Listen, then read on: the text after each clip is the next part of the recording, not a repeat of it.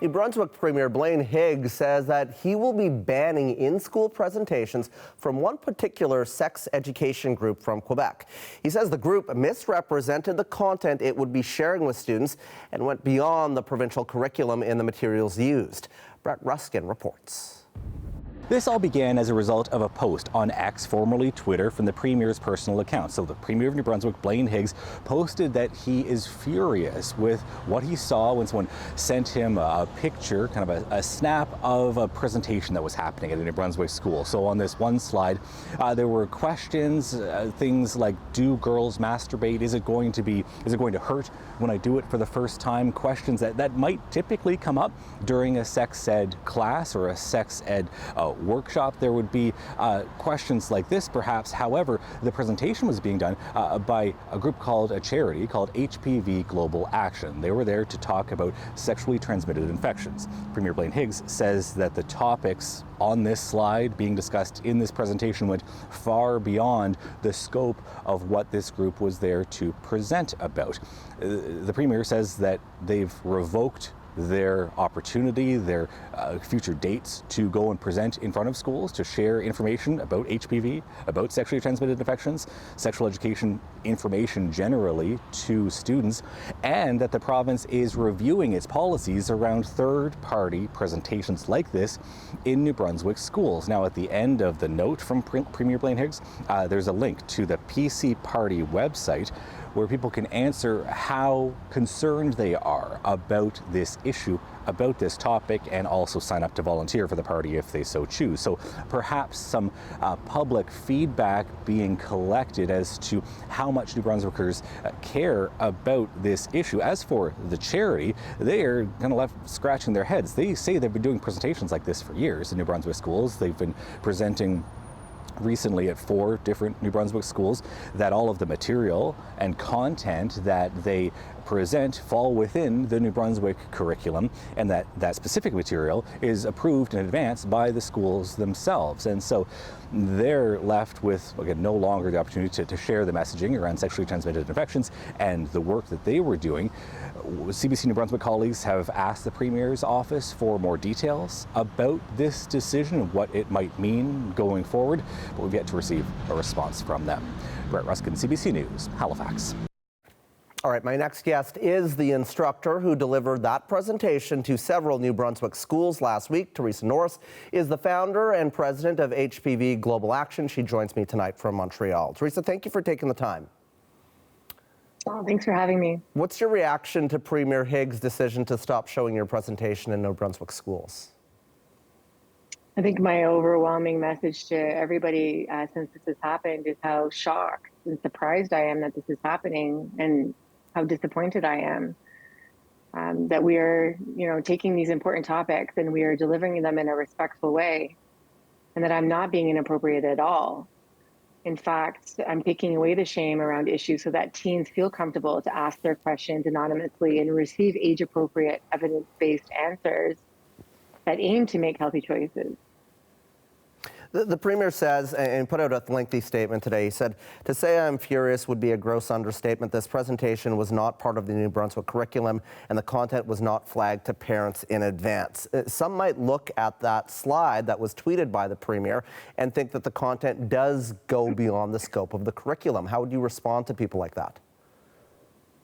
Okay, so let's start off by saying that picture that was shared is the very first slide of comprehensive presentation, even before the presentation starts. And we put those questions on that slide because these are the kinds of questions that students are asking each other. They're looking it up online. They're coming to me and other educators with these questions and concerns. So we have options, whether we answer them or not. And if we don't answer them, how appropriate is the information they're going to have access to online? So we are removing that risk by providing age-appropriate, safe, age appropriate is really the key here. I mean, is it information that's evidence-based on top of it, and it follows their curriculum. I think that's probably all of the goals of the province. Their learning areas, one after another, we're not only respecting them, we're doing such a good job at covering their curriculum. They keep having us come back more and more to see more and more students over time.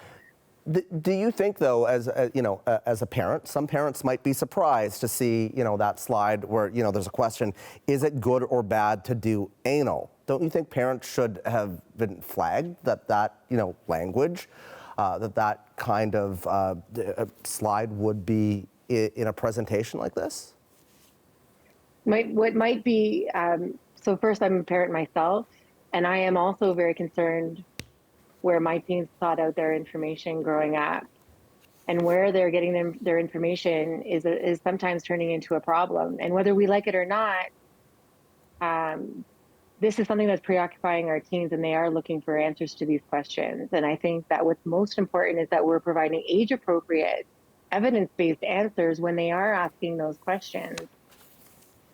Yeah, to be fair, Ms. Norris, though, I mean, your view of what you deem appropriate as a parent might be different than another parent. Would it not just be advisable to then just say, this is the material that we are going to be sharing in the classroom in this presentation, just so you're aware? And that is exactly what we do.